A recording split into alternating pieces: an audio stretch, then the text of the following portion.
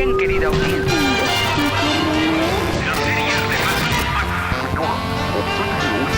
Bienvenidos a este su programa preferido. Al aire las canas con Alex Díaz Romo. Soy Alejandro Díaz Romo y hoy en Al aire las canas estamos muy felices porque vamos a conocer un poco más sobre la vida de un gran ingeniero, un gran artista y una fabulosa persona. Acompáñenme, quiero presentarles al maestro Luis Medina. Maestro, ¿cómo está? Con el gusto, gran gusto de tenerlo. Oiga, queremos conocer un poco más sobre su vida. ¿Nos invita? Claro, pasen ustedes. Oiga, y antes que nada, déjeme darle un abrazo porque no todo el tiempo tenemos Gentil. la En su oportunidad. casa. Comenzamos.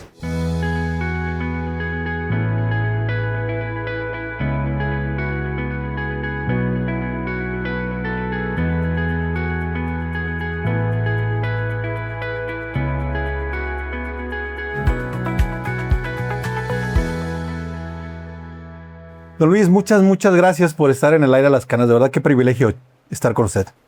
Gran gusto de nuevo encontrarlo, saludarlo y tener esta oportunidad de charlar con ustedes. Oiga, don Luis, ¿qué recuerda de su infancia? ¿Qué, de entrada, cuántos años tiene hoy en día, don Luis? 80, ya 80. soy ochentero, ya soy octogenario, recién. Soy primerizo, entonces no le sé mucho al asunto, apenas estoy aprendiendo a tener 80 Estoy aprendiendo años. a tener 80. Oiga, ¿y qué recuerda de su infancia? ¿Cómo fue su infancia, don Luis? Bueno, para mí, mis padres los dos nacieron en Arandas, pero pronto la vida se casaron y de recién casados se tuvieron que ir a vivir a la Ciudad de México. Entonces allá nacimos los 4 hijos, aunque de corazón somos de Arandas también, por muy largas historias, pero siempre quisimos mucho Arandas. Pero bueno, la Ciudad de México, en aquel tiempo, yo nací en el 46, o sea que yo de los 50, la música de los 50, las costumbres, la ciudad, ir al Palacio de las Bellas Artes a ver una función de teatro, pues son cosas que recuerdo y diferenció muy bien porque aunque tenía 4 o 5 años, pero hay cosas que no se olvidan, experiencias que no se olvidan. Entonces, a los 7 años me vine a Guadalajara, entonces para mí sí es un parteaguas muy fácil de diferenciar y apreciar las cosas que por algún motivo conservo en el recuerdo. ¿Cómo de fue? la época. ¿Qué recuerda de esa Guadalajara de entonces? Bueno, llegamos en 1953 a Guadalajara, pequeñita, muy pequeña. La disfrutaba yo mucho más que la Ciudad de México, porque aquí yo tenía un poquito más libertad que en la Ciudad de México. Y mi casa me tenía un poco más encerrado y estaba yo más chico. Aquí ya tuve que tener mucha mayor libertad. Pero sí era una ciudad mucho más cálida que ahora. O sea, sí tenía un sabor, digamos, algunos le llaman sabor de provincia, sí, un auténtico sabor de calidez humana. ¿Por dónde vivía? Delicioso. Aquí muy cerca de la casa de Zuno, ahí a 2 cuadras de la casa de Zuno, que para mí era un museo mirar aquello, una experiencia fuerte, tener un vecino en una finca tan especial. Sí, era una Guadalajara muy tranquila, buena parte del centro todavía empedrado. El Liceo estaba empedrado todavía. El Liceo, porque la recuerdo bien, pues de ahí para todo hacia Manuel Acuña, pues muchas calles empedradas. En fin, ahora otra. Todavía no existía federalismo. Para nada. Nada. Era una ciudad muy chiquita entonces. Así, una novedad grande en aquel tiempo cuando Agustín Yáñez, siendo gobernador, manda a construir la Minerva, pero en las afueras de la ciudad. Sí, una ciudad muy... ¿Cómo era su mamá? Mi madre, bueno, una persona muy religiosa, pero además cantaba en una voz muy bella. Mi padre le gustaba cantar ocasionalmente, pero él tenía la particularidad que por una accidente, se fracturó a los 12, 13 años, se fracturó una mano. Y el doctor le dijo, para que fortalezcas tu brazo, te voy a dar un truco. Tienes que aprender a tocar un instrumento raro y vas a ejercitar tu brazo izquierdo. Y es el serrucho. El serrucho musical, entonces es un serrucho normal, pero grande, encorvado adecuadamente y tocado con arco de violín. Y da un sonido muy especial, muy bien. Y eso pues le abrió muchas puertas, conoció a muchas gentes, a muchas muchachas de aquel tiempo. Entre ellas conoció a mi madre, justo por el serrucho, y mi madre cantando de repente ocasionalmente. En Arandas todo el mundo cantaba. Era la diversión del pueblo. Yo hablar de Arandas en mi niñez realmente sí era, sí es muy fuerte porque era, si yo en la Ciudad de México, aquí en Oaxaca tenía pues no tanta libertad, en cambio a cualquier edad en Arandas llegaba yo a casa de unas tías y las tías me decían, aquí las reglas es muy sencillo, desayunamos a tal hora, comemos a tal hora y cenamos. Fuera de eso, chino libre. Entonces, conocer el pueblo, hacer amistades, jugar, hacer travesuras, conocer el pueblo, la forma de vivir. Recuerdo, por ejemplo, me gustaba mucho que coincidía que mis primos, mis parientes, mis amigos estaban en clases en la mañana y yo como en vacaciones pues me iba caminando por las calles empedradas desde luego, pero en cada casa me gustaba parar a oír qué canción estaban cantando, porque en cada casa alguien estaba cantando mientras barría, mientras trapeaba, lo que sea.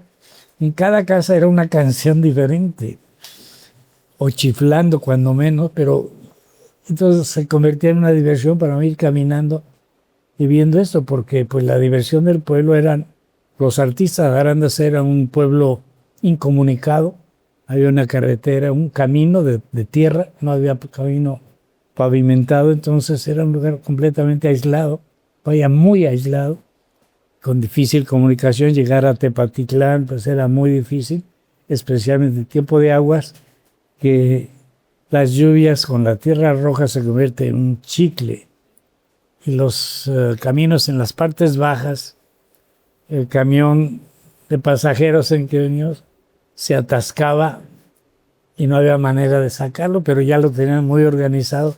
Parece que hablo yo del siglo quién sabe cuántos, porque la solución, se bajaba el camionero y sus ayudantes, tenía 2 ayudantes para ese asunto, a buscar en el potrero más cercano una yunta de bueyes, porque era todavía yunta de bueyes, con la yunta de bueyes traerlo, sacar el camión, salir adelante hasta el siguiente atascadero y repetir la calculación.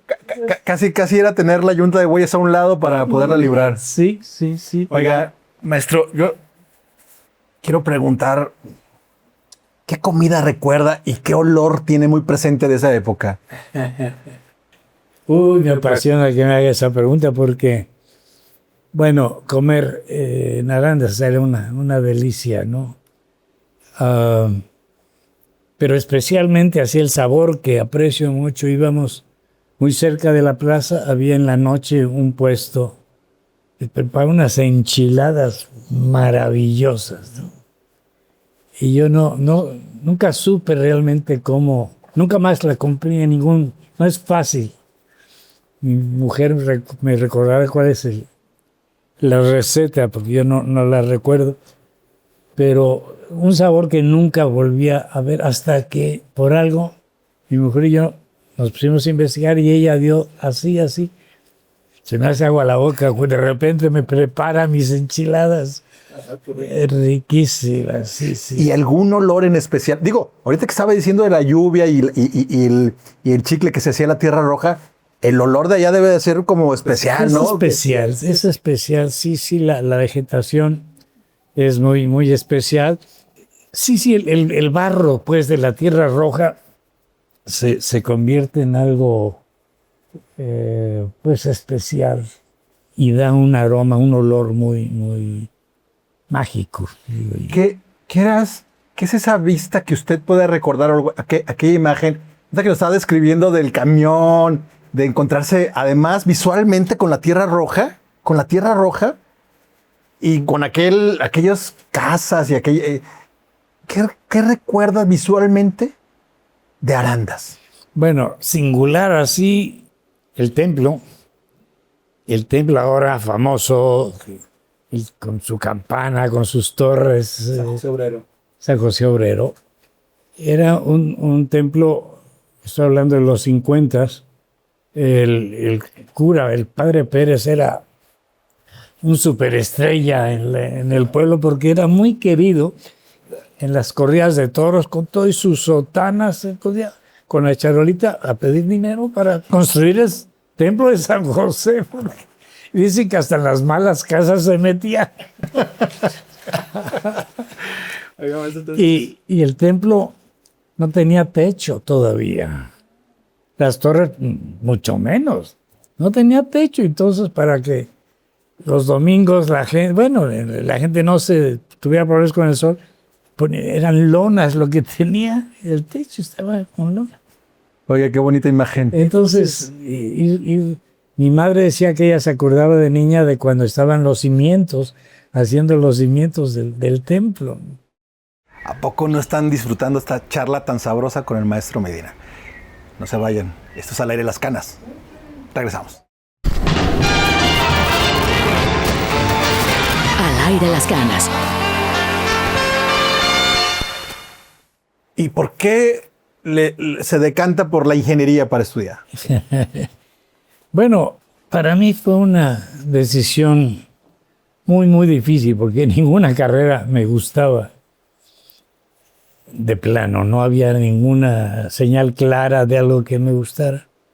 Pues tuve en mis alrededores gente que estaba ligada a la ingeniería y me fui un poco inexplicablemente, porque si yo tuve problemas con las matemáticas desde primero de primaria, en tercero reprobé tercero, tuve que ir en extraordinario lugar porque estudié, en secundaria tuve problemas. ¿Por qué estudié y por qué escogí la ingeniería? Quién sabe, pero bueno, circunstancias me llevaron ahí. Con mucho trabajo saqué mi título de ingeniero. Por las matemáticas siempre me costaban trabajo, pero bueno, yo me fui pronto a... Sí, hice algo de trabajo en ingeniería civil, pero me empezaron a gustar en aquellas computadoras iniciales. Había en Guadalajara 3 grandes computadoras. Apenas el gobierno del estado, la de las oficinas de IBM, Calzado Canadá y un banco. Porque las computadoras no es con aire acondicionado, piso falso, en fin. Y yo decía, pues en realidad no es una computadora, es una calculadora grandota, pues, pero los trabajos que hacían, cuando yo oía decir en aquel tiempo la inteligencia artificial, me daba risa. Hoy sí es inteligencia artificial, aquello pues era una calculadora grande. En fin, el caso es que me fui metiendo a las computadoras. Entonces manejamos programación de obra, para obras grandes y control de costos. Fui la primera empresa que empezó aquí a trabajar eso en Guadalajara, cuando se construyó aquella planta de Kodak en los 60s. Terminamos esa y nos cayó Plaza del Sol, que empezamos a construir. Ah, ¿a usted le tocó Me eso? tocó participar en la mira, qué construcción de interesante. Plaza del Sol. En una situación, bueno, como yo tenía pues el entusiasmo de la edad de los 23, 24 años, y realmente pues Plaza del Sol era un reto muy interesante porque era el primer centro comercial en realidad de todo el país. En ninguna parte, ni siquiera en la Ciudad de México, existía. El segundo fue poco después Plaza Universidad, que todavía existe, pero fue el segundo, después de Plaza del Sol. Entonces era una serie de retos. Guadalajara estaba explotando, estaba creciendo enormemente. y aquí había pues una cohesión social y a desarrollarnos. Por ejemplo, en plan de constructoras, no teníamos una gran constructora. Entonces, las 3 empresas más importantes, incluido el ingeniero Matuter, y de ahí para abajo el ingeniero Dao, en fin, una serie, se juntaron a hacer una gran empresa constructora para poder participar. Allí fue donde, por algún motivo, como yo manejaba computadoras, pues, fue la única empresa pequeñita que logró colarse a aquella construcción de Plaza del Sol, que fue una experiencia maravillosa. Me imagino, qué interesante. Maravillosa. Oiga, y entonces la pregunta aquí es, ¿cómo es que descubre el arte en su vida? ¿Cómo es que llega el arte en usted? ¿En qué momento dice, esto como que no va conmigo? Y decide meterse a la cuestión del arte. O sea, ¿cómo lo descubre el arte usted? Bueno, la verdad, para mí ese tiempo, la construcción de Plaza del Sol fue terrible desde el punto de vista, en esa edad tener responsabilidades fuertes, ver el problema que teníamos para terminar en tiempo. Había multas espantosas porque había que inaugurar en noviembre, porque diciembre ya tenía que estar funcionando, con todo lo que eso significaba. Entonces sacrificamos gastos. Pues había que terminar, porque si no era un desastre.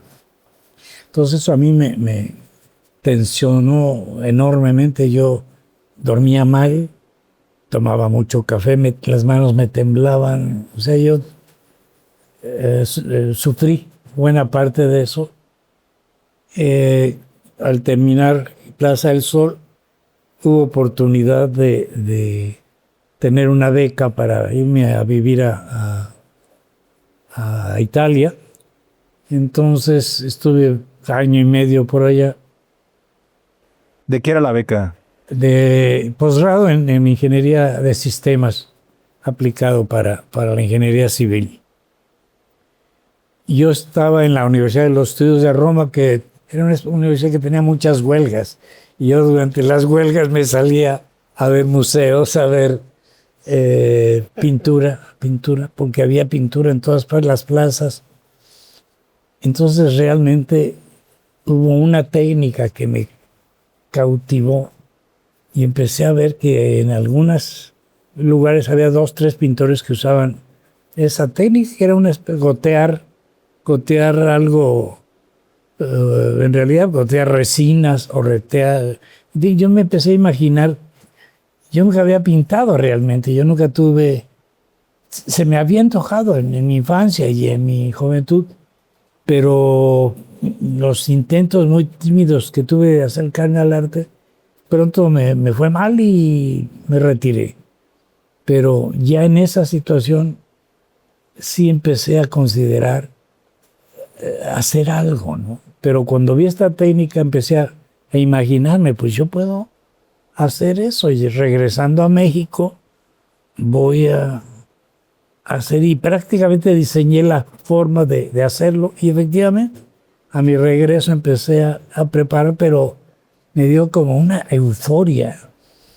Pintar. ¿Sentía mucho placer al hacerlo? Un enorme placer. O sea, ¿qué sentía? Fíjense que esa parte se me hace como muy interesante, maestro, porque como cuando uno encuentra su camino, quiere hacer todo a la vez, ¿no? Como que, ¿por qué perdí tanto tiempo? ¿Sí? ¿Por qué perdí tanto tiempo? Sí, porque en realidad la técnica pues era muy sencillo. Yo la imaginé, porque yo me dije, pues son placas de madera comprimida, Fibracel se llamaba entonces, hoy ya nos dejamos de llano.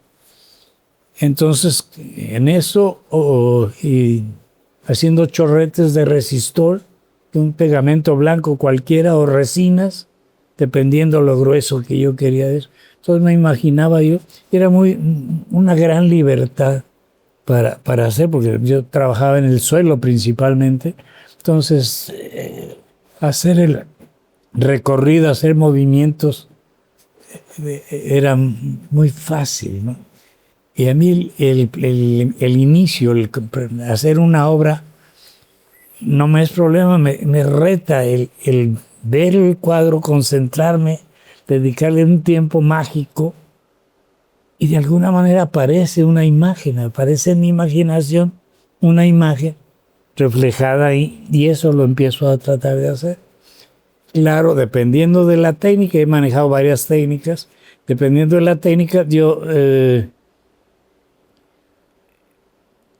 tengo una idea inicial, pero el material me va conduciendo a otras cosas que tengo que ir aprovechando, el accidente conducido.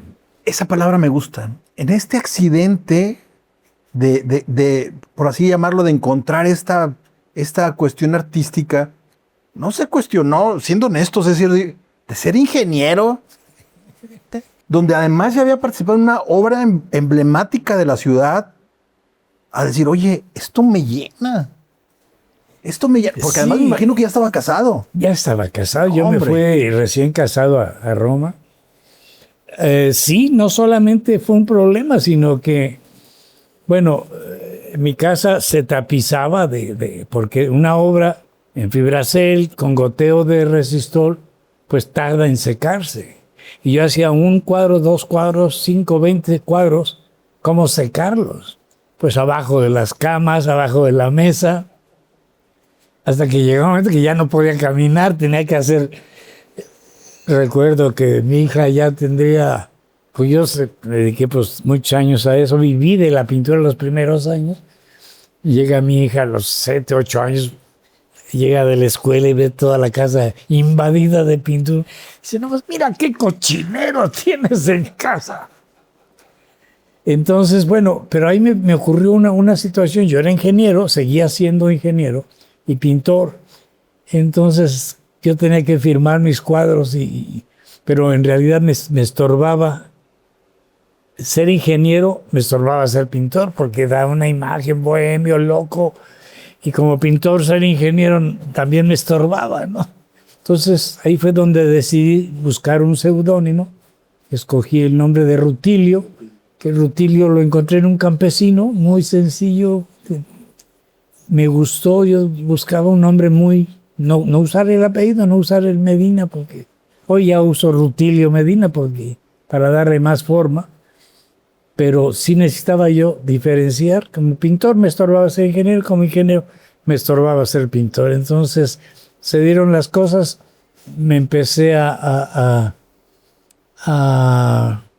autocomprar, digamos, porque mis amigos en edad casadera, pues yo en vez de comprarles un regalo, que el dinero estaba muy, recién casado, es muy trabajoso el dinero, pues yo empecé a regalarles de bodas mis pinturas, que fue una forma de empezarme a autocomprar, pero pronto se dieron las circunstancias. Hice mi primera exposición en lo que es el patio de Los Ángeles. Acompañado de una pieza del maestro Medina, los invito para que hagamos conversación. Entren a las redes de Jalisco TV, pongan al aire las canas y sirve que nos comparten algún personaje interesante con el que podamos charlar. Regresamos. Al aire las canas. Oiga, don Luis, y en esta cuestión de estar y de descubrirse, la cuestión del agua y la forma, ¿cómo los incorporó? ¿Cómo le dio tanta importancia a usted de la cuestión del agua en su obra? Bueno, estar buscando las formas, imágenes, conducir, cuando trabajaba yo con un adhesivo blanco, o sea, estar buscando las formas. Yo me pasaba horas viendo el fuego, las miles de imágenes que en un momento se dan en las flamas o en las olas del mar. Me pasaba horas porque de repente pasan miles y miles de imágenes en un instante, ¿no?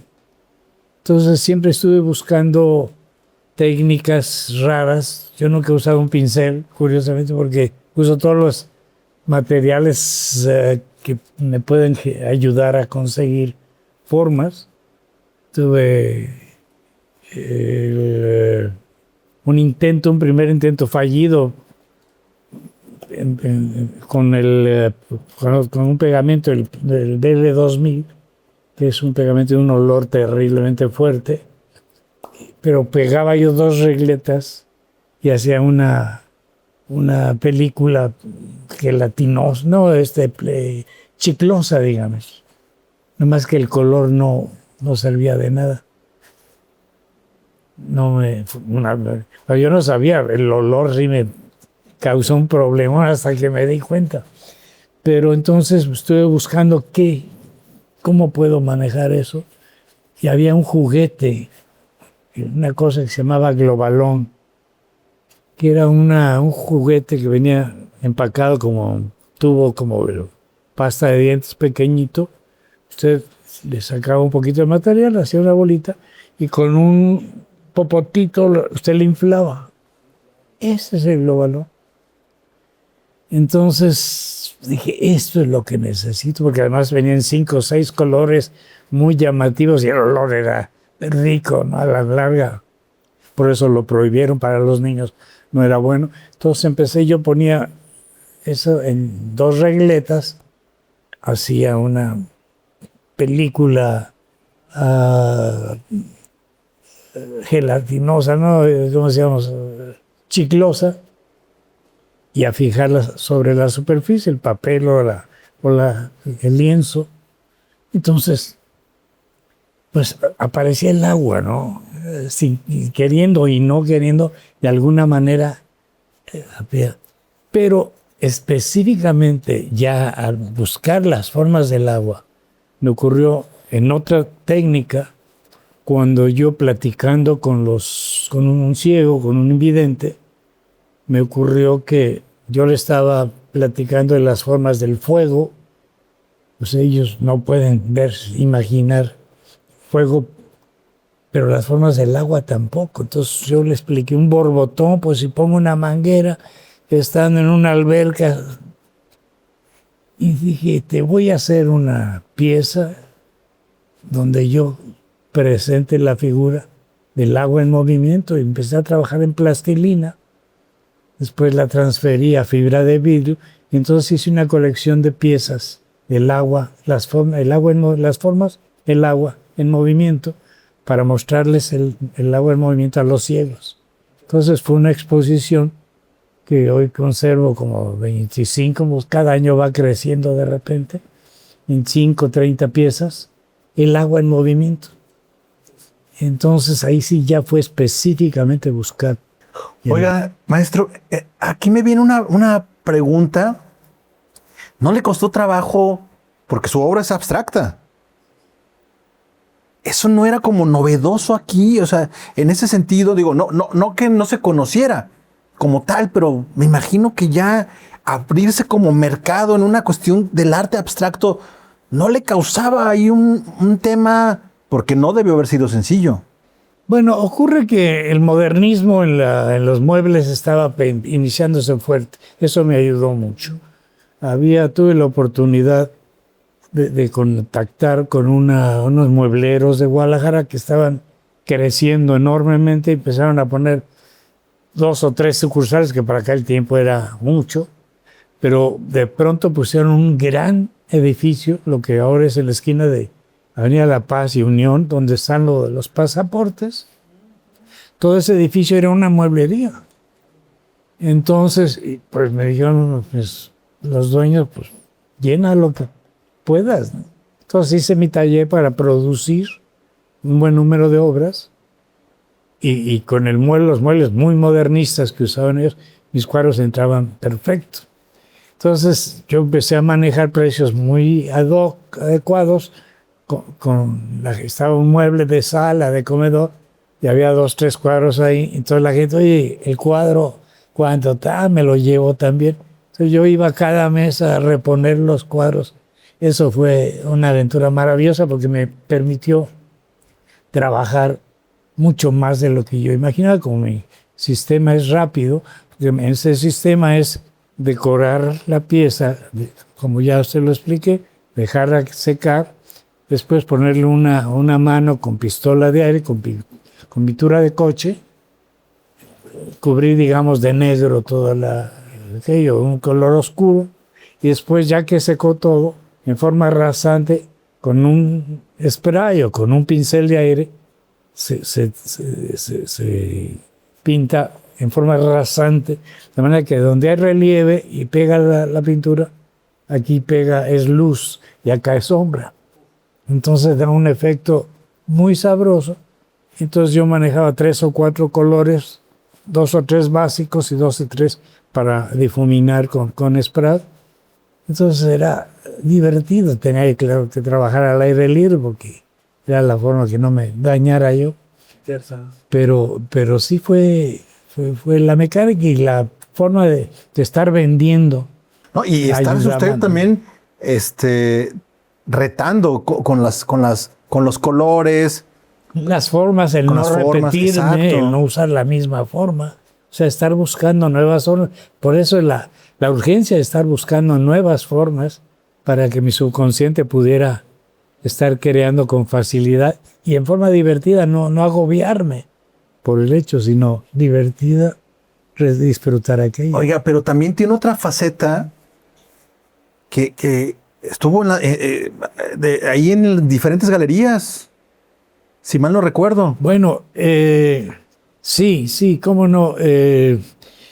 Inicialmente, bueno, hablamos de aquella Guadalajara, yo estaba recién casado, tenía poco tiempo recasado, recién regresado de Italia, tuve mi primera exposición pronto, contacté, hice buena amistad con Alejandro Colunga y entonces se empezó a hacer un movimiento muy bonito de galerías y de bares, cantinas, galerías, donde Alejandro tuvo su primer impacto fantástico con la sociedad de Guadalajara, y porque además su carisma, su forma de ser, ayudaba mucho. Pusimos una galería con Alejandro y con otros artistas en López Cotilla, entre Chapultepec y Marsella.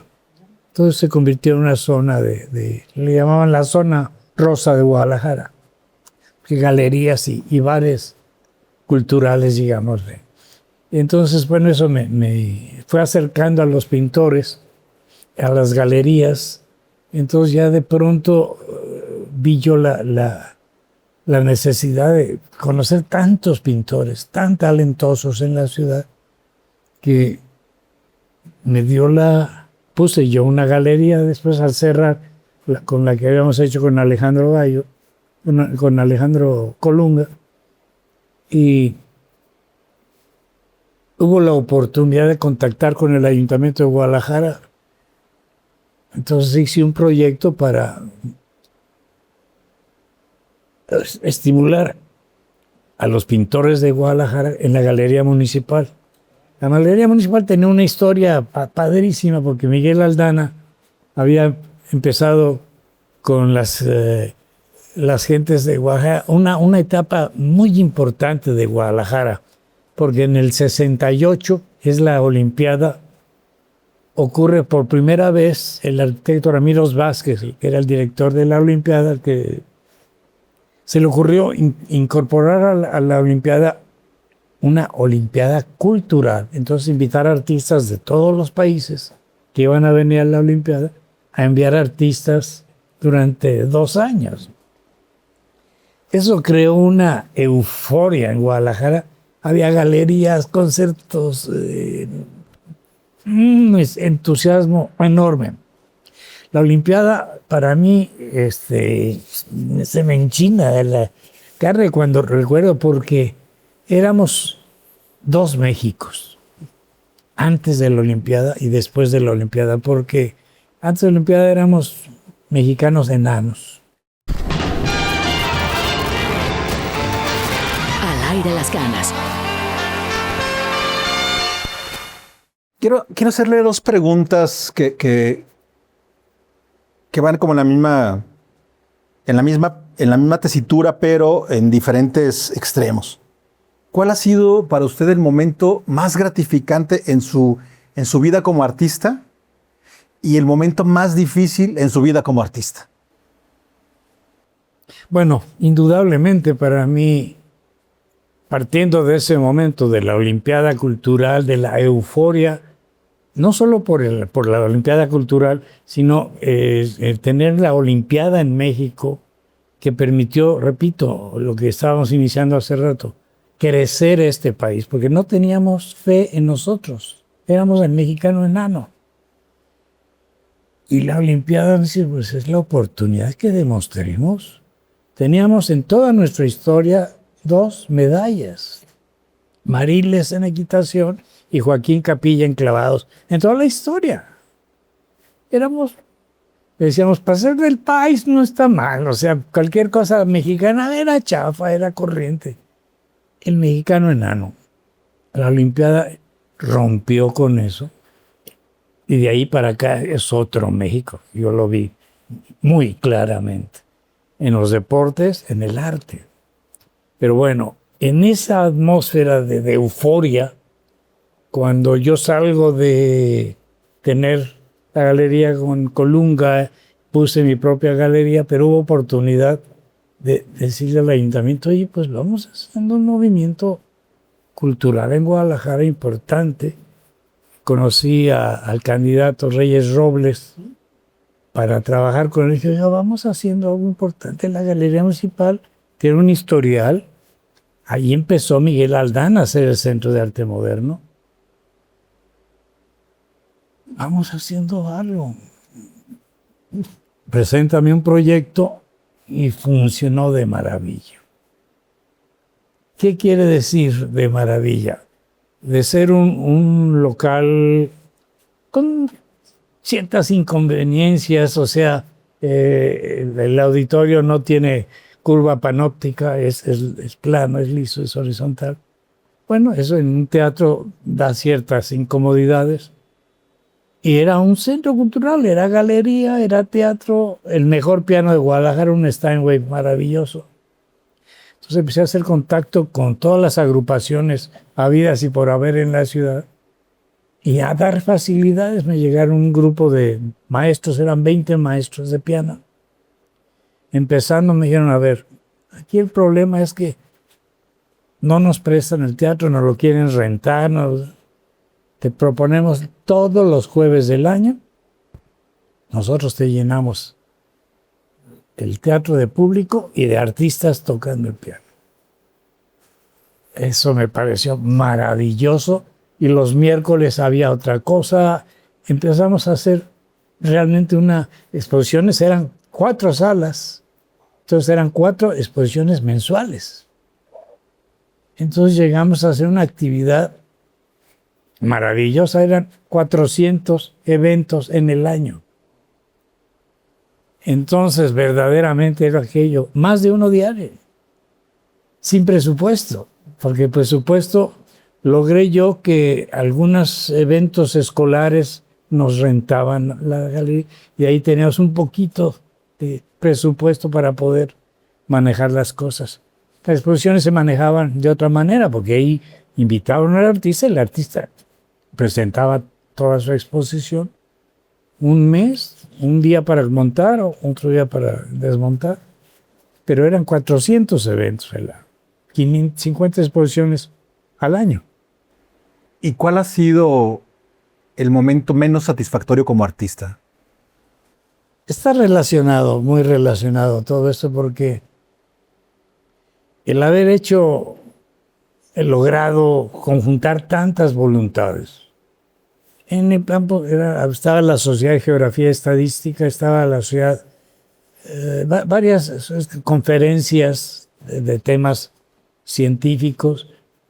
En fin, realmente era un movimiento, además, muy, muy divertido, porque estar teniendo tanta actividad, conocer a tantos artistas.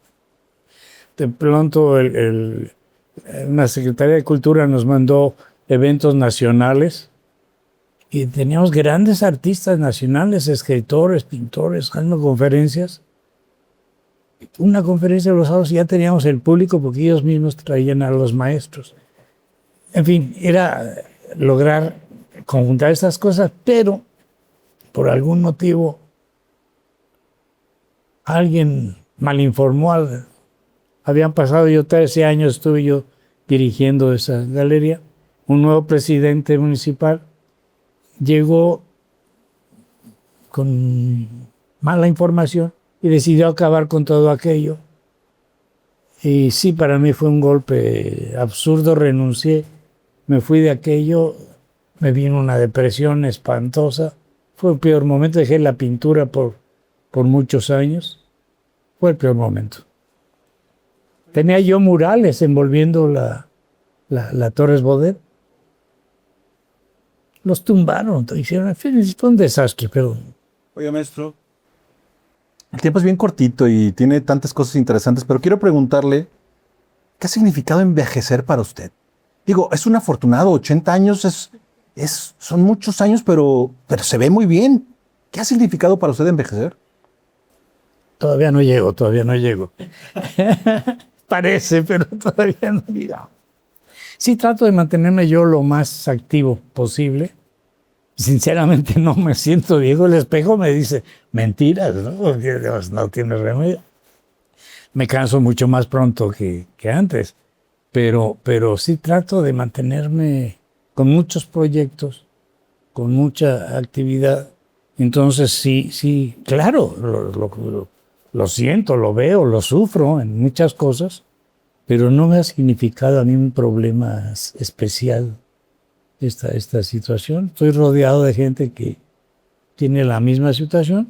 Los otros no, mis compañeros, mis amigos que se jubilan y paran y todo, ellos sí pronto se enferman y pronto se van.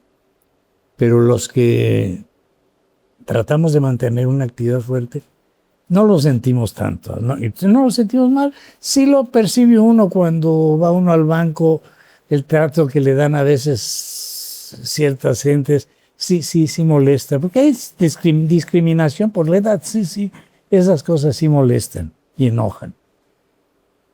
Pero bueno, tengo que aprender mañas para defenderse ante esa situación. Pero sí, yo no es algo que haya padecido, sufrido especialmente, no. Oiga, maestro, ¿le tiene miedo a morir? Pues no, en realidad, yo nunca pensé llegar a tener esta edad. Pues morir es como vivir, pues está y no está. Cuando hay aquella frase famosa de alguien famoso que decía, pues cuando me toca a mí ya no lo voy a sentir. Y antes de que me muera, pero no sé de qué se trata, ¿no? O sea, pues es realmente en la Torres Bodet, volviendo al tema, nos tocó conocer la obra de 4 o 5 gentes que se dieron la tarea en los 70s de echar a andar los altares de muertos. En Guadalajara, yo de niño nunca había un altar de muertos, no había altares de muertos. En Michoacán sí, en algunas zonas de la Ciudad de México sí, algunas ciudades, pero aquí tuvimos que aprender. Vimos a María Fernanda Matos en Guadalajara, que una gran promotora, echó a andar, y otras gentes. El primer altar de muertos que yo vi en el 75, tal vez. Mira, reciente, sí, relativamente. Entonces, el meternos a investigar el altar de muertos me hizo meterme mucho al tema de la muerte y vivir y pues gozar el Día de Muertos. Me enseñó mucho sobre el tema. Le quiero hacer una última pregunta, maestro. Si su vida fuera una de las obras que usted hace, ¿cómo se llamaría esa obra? ¿Cómo sería su textura y qué colores usaría? Bueno, es que el título sería ¿por qué tan pronto? Me encanta. ¿Por qué tan pronto? Porque apenas estoy sabiéndole al asunto, apenas estoy tomando las mañas que me hubieran ahorrado muchos problemas. Entonces, cuando apenas le estoy sabiendo manejar la cosa, pues ya me voy en cualquier momento, pues ni modo, no sabría. Pero el tema sería algo así. Porque ¿Y qué colores usarían? Yo creo que usaría principalmente los colores que acabo de manejar. en este proyecto de la exposición de Rutilio 80 que está ahorita en el Museo Anguiano, que ahí no sé si nos quede tiempo, pero fue una experiencia maravillosa y usamos los colores, la base negra, después el naranja y azul y un final amarillo. ¿Por qué? ¿Por qué lo menciono? Porque hay una escuela junto al Mura, hay una academia para gente con problemas cerebral. Entonces me dijeron, ¿por qué no hacen una cosa juntos para la exposición? Entonces acordamos hacer taller con los muchachos, niños. Hay uno de 10 años y hay uno de 80, de 75. Entonces empezamos a pintar y a dibujar y a hacer cosas juntos. Entonces se hizo una exposición con esos colores. Maestro, yo le quiero agradecer infinitamente el tiempo. La verdad es que es bien cortito y usted es maravilloso. Le quiero agradecer mucho su presencia, que nos haya invitado a su casa. Gracias de verdad. Era un gran gusto. Además, la forma como usted plantica y dice las cosas, pues se le facilitan a uno. Que se alargue uno. Usted dijo, no, alárguese. Pues ya. Gracias, maestro. Usted. Bueno, yo quedo sumamente feliz con lo que hoy platicamos con el maestro Medina. Espero que ustedes también. No quiero dejar pasar la oportunidad para agradecer a Mau, a Pablo allá en edición y por supuesto a todas y todos ustedes. Los invito para que el próximo jueves nos sintonicemos aquí en el 17.1 Jalisco TV, al aire las canas. Soy Alejandro Díaz Romo y les mando un abrazo.